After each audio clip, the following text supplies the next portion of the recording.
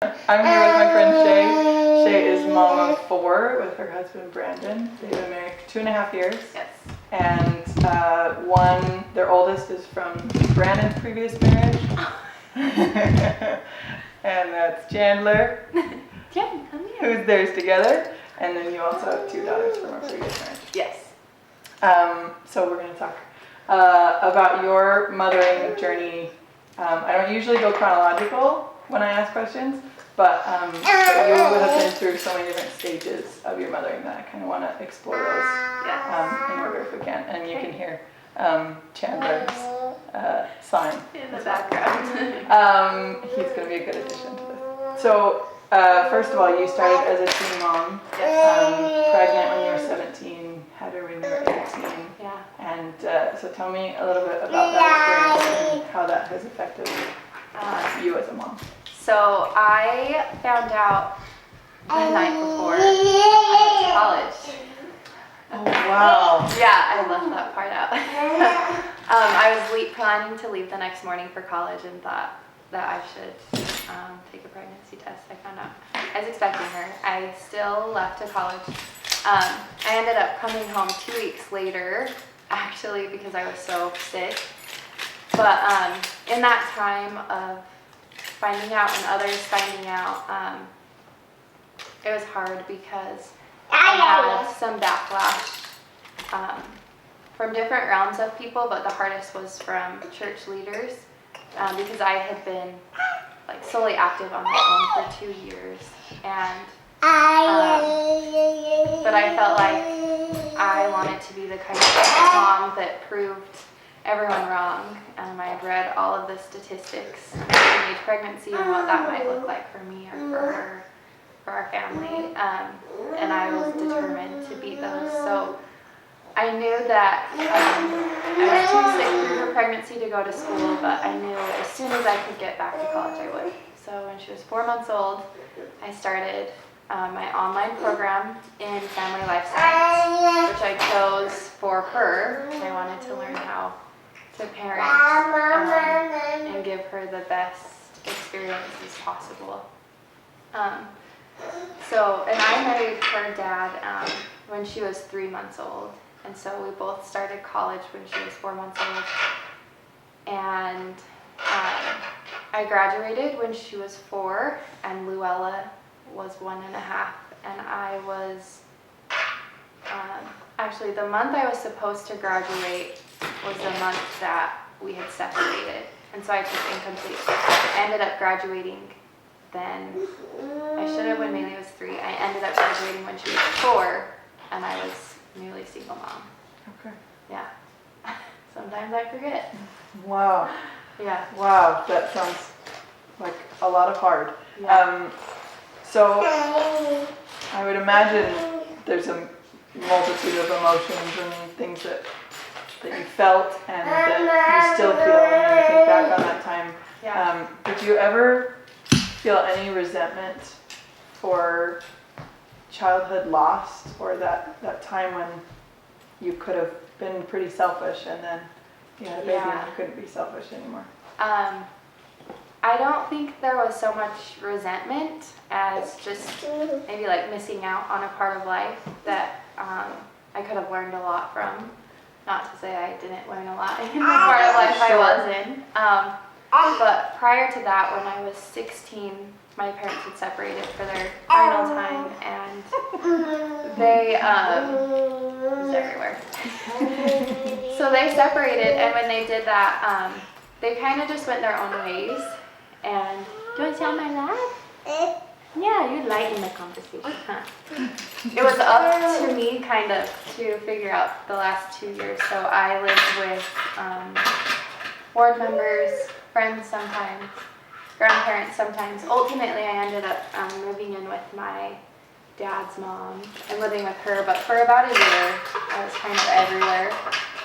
And I think that experience prepared me well to understand the importance of being there always for my kids and having boundaries and a schedule and routines and all the things that I craved in those last 2 years. Oh, Chandler. So that experience helped me to not have any kind of resentment, but I definitely, hi. It definitely has taught me a lot though. I know that we'll have many conversations with our kids and our daughters especially about why it's healthy to wait for certain things and how you want to experience life chronologically. And it's not wrong to not experience that. It just poses new challenges. That's a great way to word Yeah. that. That'll be such an asset to your family. That's cool. Yeah, hopefully.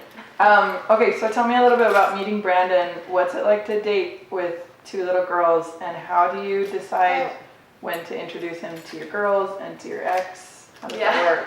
So a mutual friend actually connected Brandon and I. He was on his last deployment, so he was in the Marine Corps still. He was on a Navy ship, and so we just emailed, and I had said, like, I will not do the online dating thing, none of it, but I felt like emailing was like, yeah, Okay. it's an exciting story, I know. I felt like emailing wasn't online dating, and I also felt like I was never going to meet him. So what is there to lose? And it was neat because we built such an emotional bank together because we were able to share so much of ourselves. And I was in a really vulnerable point at that time. I had just, like, my divorce had just finalized. And so I probably shared a lot more with him than I otherwise would have. But it turned out great. He lived in California and I lived in Utah. So the first time meeting, he flew to Salt Lake to pick me up, and then we flew to California for the Marine Corps ball. That's quite a first date. Yeah, it was. I was like, you've got a lot to work on in the future. It was really fun. And then every 2 weeks for a few months, he would come out here out to Utah, or I would go out to California. And I introduced him to the girls after meeting. So I had already met Grace because we went to the Marine Corps ball together. But so they came out for Christmas, and on Christmas Day, I introduced him to my kids. And that is the worst day to introduce your kids to anyone. Yeah. Future advice for anybody out there. Because Christmas is so overwhelming, and they get so spoiled, and they're tired, and it was a nightmare. Not best behavior. No, not at all. Okay. But true love, I guess, because he didn't run, and neither did I. So, yeah, and we ended up getting married a few months later in May. We eloped and used all of our money to go to France on our honeymoon. Literally all of our money. Okay. Really good investment, though, because we can't do that now. Yeah, that's kind of how it all panned out. That's cool. Yeah, not at all what I was expecting. I bet.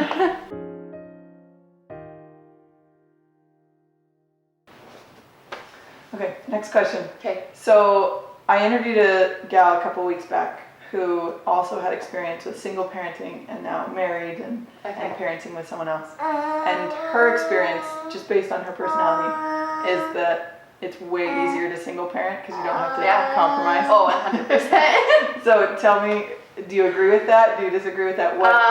What does that comparison look like for you? I guess something that was really important for Brandon and I before we got married was to make sure that our parenting techniques and thoughts aligned. Mm-hmm. Because we knew we had to be a team, especially like bringing a family together. Sure. So that was really great. We've agreed on most everything.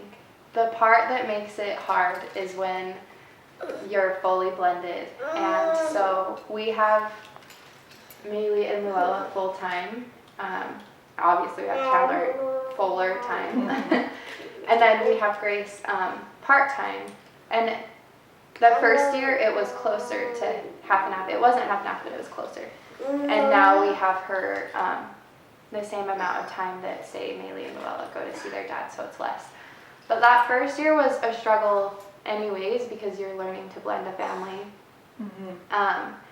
And then there are very different rules in one household, and then you come to another household, and to try and remain consistent can be hard, I think. And for me, boundaries and consistency is so important because of my own past experiences. Sure. That as a mother, I need that foundation. And so it makes it hard when you're in that blending element, and understandably, you know, you have children who are like, what? I'm not used to this. Like, that's not the way we do things at my house. Mm-hmm. So figuring that out together, that's really hard. And so single parenting was easier to that effect because it was just like, there's one set of rules and there's one home and it's just consistent. Sure. Super hard though, when you're like, I need to tap out and there's no one there to help you. Yeah.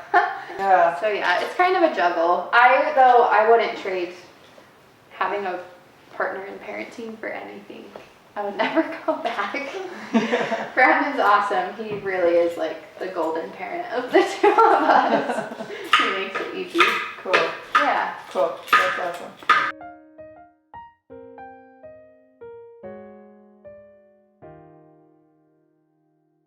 Tell me a little bit about sharing custody, especially with stepdaughter Grace. Yeah. How do you make sure that this feels like her home So when she's not here all the time? So when Brandon, he FaceTimes her a few times a week, and the girls are especially right there, and I get in there as much as I can. But I also understand how much he's hurting and how much he misses her, and so I try and respect and honor that time that he takes with her. But always trying, you know, we've been doing so many home projects, and we're always letting her know like what we're doing and the process of it, because we don't want her to come and suddenly be like, what? This is so different than the last time I was here. Yeah. That would be kind of scary as a child, I think. And she has her own bedroom that always stays hers. Grace knows that that's her space and her room. So I think those are some of the ways. Yeah. Yeah. That makes sense. I didn't even think about the Yeah. project. It would look different. So many changes. Yeah, that makes a lot of sense. Yeah. Okay, so tell me about bringing Chandler into your family. Were you nervous about the way that would affect other relationships, and how has that made life better? One person in California who had a blended family. So when we were really struggling, I was like, how did you guys make it work? Like, we need all the tips and tricks and nobody talks openly about this. And she was like, have a baby. And I was like, you're crazy. Like, we can't bring another child into this. And so it wasn't necessarily something we were planning. And we also were at a time in my health where we were really unsure if I could get pregnant again, and if I could carry a baby to term. Okay. So we were dealing with so much in our first year. Holy moles. Yeah. But so we ended up getting pregnant with him, and it was scary and exciting. But 1 month, almost to the day after finding out we were pregnant, we found out Brandon was accepted to the PhD program here at WSU. And that was exciting, but really heartbreaking. It was super bittersweet because it would mean we were leaving Grace. And yeah. And so that was a really hard time for him to know we were leaving Grace. And I was a high-risk pregnancy, and so we're just dealing with so much, and I felt like his focus was and needed to be on Grace. So the day I'm having Chandler, I was kind of like, this baby's coming, like, I hope you're ready. So I'm asking him to give me a blessing before we go in for the C-section, and he's just like white and just staring at me, and I'm like, oh my gosh, you have to like be in this. I'm terrified. Yeah, exactly. Like, you got to have your moment. But he like forgot my name. And so he's like staring at me. He's just like, he was in such panic. And then he gave me a blessing. He remembered my name. All went well. He and Chandler are like the best of friends. But I feel like Chandler has really solidified our family not only for us, but for people on the outside as well. Interesting. The perception of your family feels more. Yeah, little things like, our kids, like Maylee and Luella call Brandon dad just like they call Caleb dad. And Grace calls me mom, just like she calls her mom. And that was like a choice for them. And before having Chandler, a lot of times people would refer to me as Chey or to Brandon as Brandon. If they were talking to Maylee and Luella, they'd say, well, why don't you ask Brandon or something? Mm-hmm. So Chandler has changed that in a way. Like people finally, I guess, see us as a family. And I think that our girls got along great from the get-go. They were the best of friends from the get-go. But now it's even more of a special bond because they like share the siblings.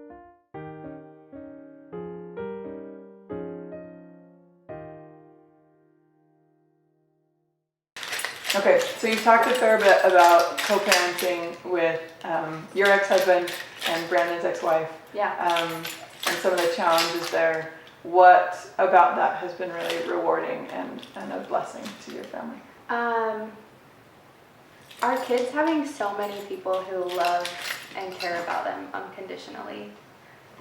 Okay, so through all of these stages in your mothering, how do you feel like you have grown as a person and your mothering has changed over the years? I think that I am beginning to recognize that like nobody is perfect, and it's been a blessing for me because I don't know, I feel like I can be someone who others can come to, and I'll sit in the darkness with them of their troubles or their worries or like what they feel are their past transgressions or anything like that, and be completely understanding and non-judgmental because I feel like I've been through nearly everything in 25 years, and just understanding that everyone just needs love. And I'm trying to really, I'm trying to raise kids who are respectful and like live within these boundaries and things, but also raise kids who are really empathetic. And I don't know, I think all of these challenges have helped with that, hopefully.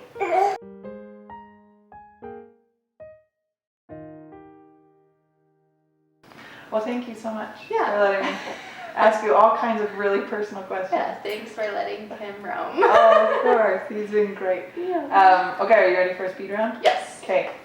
Chey, what's your favorite sound? The beach on a warm day. Warm. Very specific. Yeah. What's your least favorite sound? People eating. Oh, Yeah. one of those. Mm-hmm. Okay. What's your favorite word? Copious. Copious. I don't know, I just like Great it. word. Copious and plethora. Okay. You like those? Yeah. The big ones. Yeah. What do you know? I know that we are not alone in any of this. What do you want to learn? Oh, that has been the hardest thing for me to figure out. I want to learn everything. I want to be a lifelong learner constantly. I always want to be in school or reading or trying to get better because I know I'm not anywhere near, but I could be. Yeah, that's great. What scares you? Losing my family. I hate reading those scary stories in the news. Yeah. Or, yeah, tragedy. Terrifying. Awful. Tell me about a mother that inspires you. Not any mother in particular, but all of the mothers who are open and honest and share their struggles and their triumphs, because it makes you feel less alone. Well, thank you for being one of those mothers. I appreciate it. Chey, what are you good at? I think I'm good at knowing what I don't know. Yeah. That's a great answer. Needing to get out there and figure it out. Cool. Yeah. That's awesome. Chey, thank you so much. Yeah, thank you.